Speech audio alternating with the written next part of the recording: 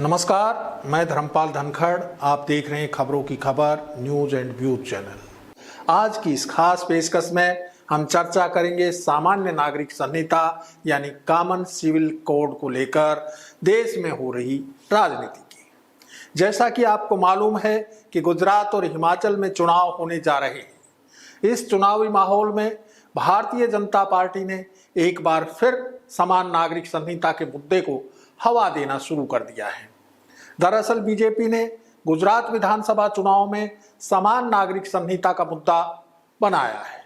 हालांकि गुजरात में पिछले 27 साल से बीजेपी की सरकार है, लेकिन इस दौरान इस बारे में कोई कदम नहीं उठाया गया, यानी राज्य में समान नागरिक संहिता लागू करने के लिए उसे अगले 5 साल के लिए और सत्ता में बनाए रखा जाए। समान नागरिक संहिता के मसले को उठाने की टाइमिंग पर भी सवाल उठने लाजमी है कि चुनाव के समय ही बीजेपी को ऐसे मसलों की याद क्यों आती है।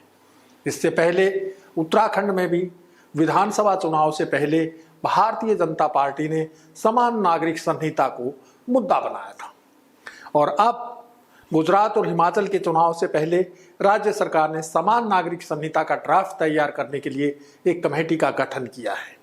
इस पर राजनीतिक प्रेक्षकों का कहना है कि जब उत्तराखंड की धामी सरकार अंकिता भंडारी हत्याकांड की जांच में बरती जा रही बेकायदगियों और विधानसभा समेत सरकारी भर्तियों में धांधली को लेकर सवालों के घेरे में है, इनके विरोध में लोग जब सड़कों पर हैं तो लोगों का ध्यान भटकाने के लिए ही समान नागरिक संहिता को लेकर कमेटी गठित कर दी गई है। वास्तव में समान नागरिक संहिता को राजनीतिक दलों ने एक हवा बना रखा है। खास तौर पर भाजपा इसे एक हथियार की तरह इस्तेमाल कर रही है। इससे मुस्लिम समुदाय को लगता है कि समान नागरिक संहिता लागू किए जाने से उनके अधिकार कम हो जाएंगे और उन पर जबरन हिंदू लॉ थोपे जाएंगे। इसलिए मुस्लिम समुदाय इसका शुरू से ही विरोध करता आ रहा है। समान नागरिक संहिता का मतलब है कि देश में सभी नागरिकों पर समान कानून लागू होना, चाहे वह किसी भी धर्म या जाति का हो। इसको लेकर संविधान में नीति निर्देशक तत्वों से संबंधित अनुच्छेद 44 में समान नागरिक संहिता की चर्चा की गई है।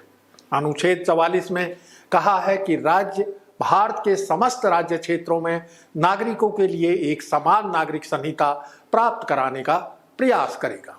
समान नागरिक संहिता में शादी, तलाक तथा जमीन जायदाद के बंटवारे में सभी धर्मों के लोगों पर एक ही कानून लागू होगा, जबकि अभी विभिन्न धर्मों के लिए अलग अलग नियम हैं।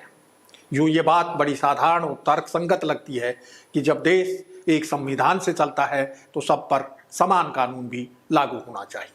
लेकिन भारत विविधताओं से परिपूर्ण देश है। यहाँ कई धर्मों, जातियों व समुदायों के लोग रहते हैं। सामाजिक विविधता को ध्यान में रखते हुए ही संविधान निर्माताओं ने उस समय समान नागरिक संहिता लागू करने की बजाय भविष्य के लिए इसे छोड़ दिया था।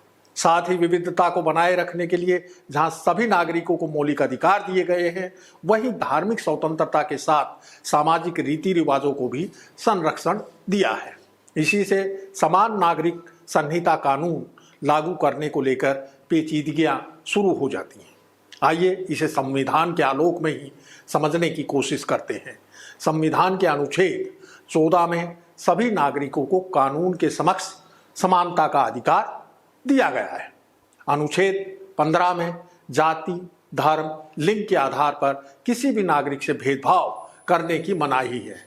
अनुच्छेद 22 में नागरिकों को जीवन और निजता का अधिकार दिया गया है। अनुच्छेद 25 के अनुसार देश के सभी नागरिकों को धार्मिक स्वतंत्रता का अधिकार दिया गया है। लेकिन वास्तव में देखा जाए तो ज्यादातर धार्मिक समुदायों में लिंग के आधार पर महिलाओं के साथ भेदभाव किया जाता है। वहीं सामाजिक स्तर पर भेदभाव व्याप्त है।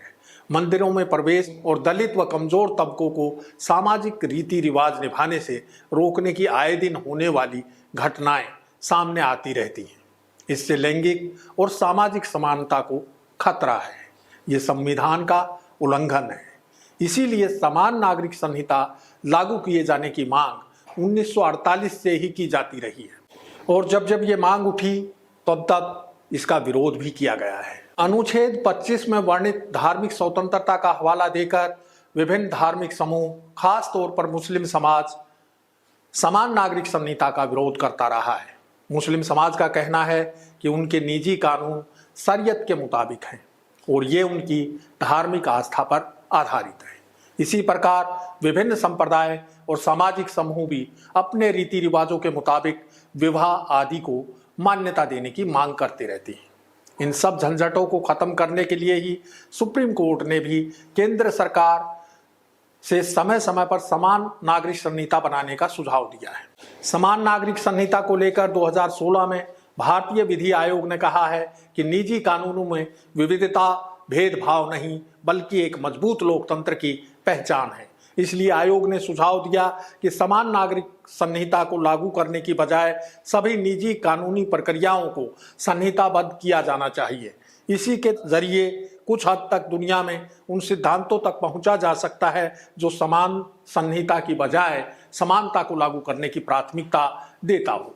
विधि आयोग की ओर से जारी परामर्श में केंद्र सरकार को कहा गया है कि मौजूदा वक्त में समान नागरिक संहिता न तो आवश्यक है और न ही वांछनीय है। इसके बाद से इस दिशा में केंद्र सरकार ने कोई कदम नहीं बढ़ाया है। लेकिन चुनाव सामने देखकर पिछले दिनों केंद्रीय गृह मंत्री अमित शाह ने भी भोपाल में एक कार्यक्रम में कहा कि जम्मू कश्मीर से 370 का प्रावधान खत्म करने और एनआरसी व सीएए के बाद अब यूसीसी लागू करने की बारी है। जबकि इससे पहले संसद में केंद्रीय कानून और न्याय मंत्री किरेन रिजिजू ने एक लिखित सवाल के जवाब में बताया कि अब तक देश में समान नागरिक संहिता लागू करने की कोई योजना नहीं है। वास्तव में समान नागरिक संहिता बनाने का मसला केंद्र का विषय है। इसके लिए व्यापक सहमति बनाई जानी चाहिए, लेकिन इसे राज्यों के जरिए अलग अलग समय पर उठाकर माहौल गरमाने का काम बीजेपी बखूबी करती रहती है। इस पूरे परिदृश्य पर एक नज़र डालने से साफ हो जाता है कि बीजेपी हिंदुत्व की भावनाओं का चुनाव में भरपूर दोहन करती रही है और आगे भी वह ऐसा ही करती रहेगी। वह कट्टर हिंदुत्ववादियों की भावनात्मक संतुष्टि के लिए मुस्लिम समुदाय को परेशान करने वाले मसले खास तौर पर चुनाव के समय उठाती है ताकि बहुसंख्यक हिंदू उसके समर्थन में एकजुट रहें। गुजरात में 27 साल के शासन के बावजूद भाजपा के पास उपलब्धियों के नाम पर कुछ खास नहीं है। चर्चित गुजरात मॉडल की हवा भी निकल चुकी है। 2 दिन पहले मोरबी में केबल पुल टूटने के हादसे ने राज्य सरकार के विकास की पोल खोल दी है। इस हादसे में 140 से ज्यादा लोगों के मारे जाने की खबर है। गुजरात सरकार कानून व्यवस्था, नशे के बढ़ते कारोबार, बेरोजगारी और महंगाई के मोर्चे पर बुरी तरह विफल रही है। इस बारे में हम पिछले एपिसोड में विस्तार से बता चुके हैं। उपलब्धियों के मामले में केंद्र की स्थिति भी राज्य सरकार से बेहतर नहीं है। प्रधानमंत्री नरेंद्र मोदी और अमित शाह का गृह प्रदेश होने के नाते गुजरात चुनाव उनके लिए प्रतिष्ठा का प्रश्न है। इसलिए भाजपा चुनाव जीतने के लिए हर हथकंडा अपना रही है। समान नागरिक संहिता के मुद्दे को भी चुनावी हथकंडे के तौर पर इस्तेमाल करने के लिए गरमाया जा रहा है। अब समय हो चला है आपसे विदा लेने का। जल्द फिर हाजिर होंगे एक नए मुद्दे के साथ। नमस्कार।